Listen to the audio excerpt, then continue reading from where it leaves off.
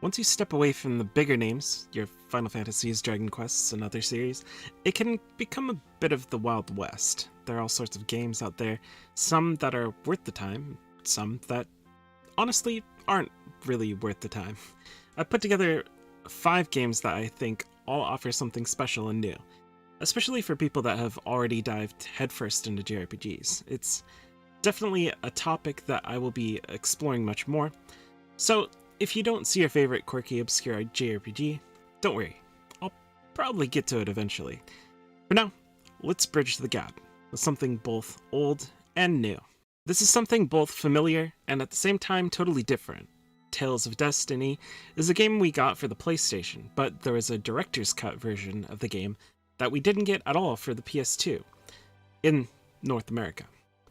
The director's cut massively upgrades the visual of Tales of Destiny, but that's not all it does. Both games have the same story, but enough has changed that it's almost an entirely new game. That includes tons of new content, side quests, and skits. Even for someone that has already played the original version of the game, the director's cut is well worth a playthrough. They've even added a new playable character. The combat system has been updated in director's cut to more closely resemble what you'll see in the other PS2 Tales games of the time, which in my opinion makes it a lot more playable. Even though this game never came to North America, fan translators are hard at work on the translation as we speak, and they've already released a translation that is very playable in its current state. I think all of the game is already translated. They're just kind of working on editing and making it sound a bit better. I would recommend Tales of Destiny Director's Cut to any Tales fan, or even people coming to the Tales series for the first time.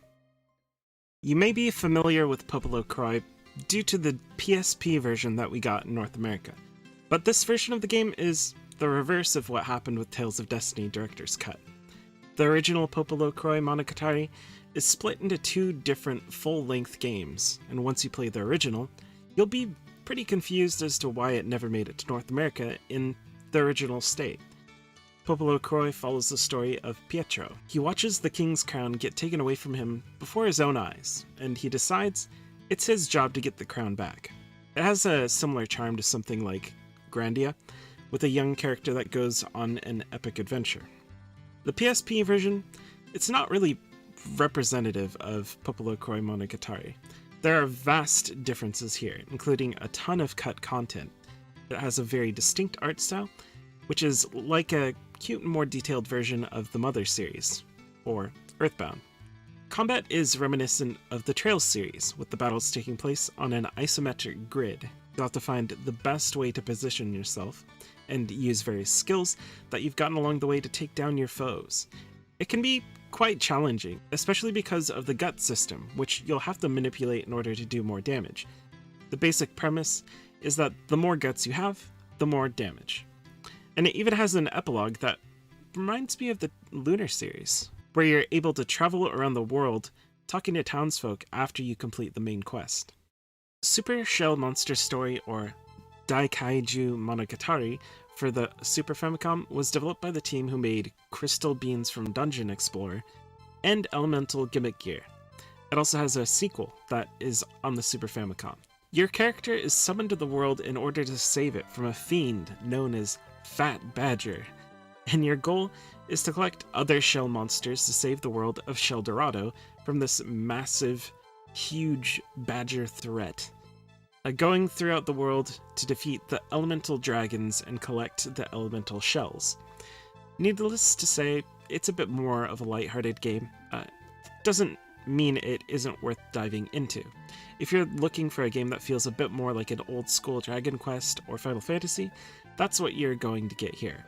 You move from town to town taking care of whatever problems happen to come up, all the while moving towards your end goal of defeating Fat Badger himself. If you're a fan of smaller, more compact dungeons that don't outstay their welcome, that's what you'll get here. Each different area is quick and to the point without long, tedious grind sessions that were common in the genre during that period of time. Something that I personally don't like about the era of games. Many of the characters that you recruit along the way have special abilities that allow you to clear things that you couldn't before, almost like a Metroidvania. Don't expect anything that's completely out of the norm here, though there is some optional town building, which is always fun. You'll have to pick up a fan translation for this one. Zilo Infinite is a very unique game within the JRPG space, due to the way that the story and the quests play out.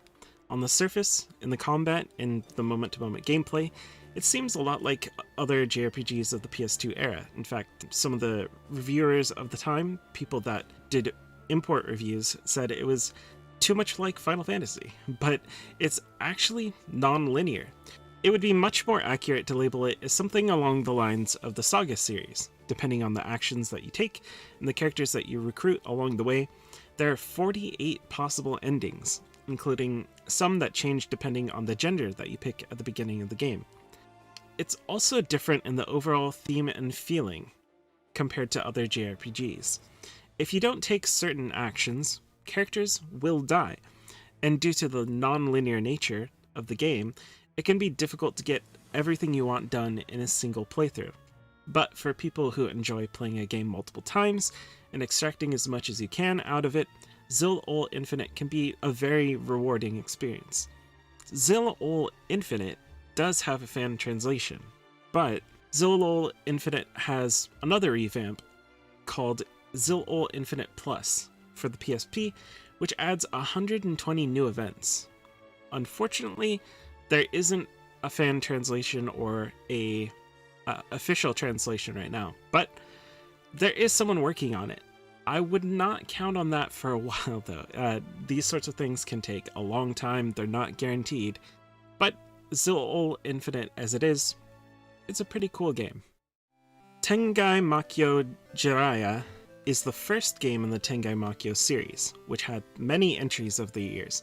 It takes place in the fictional world of Japan, which was modeled from misconceptions in the way the Western world sees Japan through the eyes of the Japanese people. On the surface, Jiraiya has a lot in common with Dragon Quest, but it actually has much higher production values. It has things like animated cutscenes, voice acting, mouth animations on the NPCs that you talk to, and animated enemies.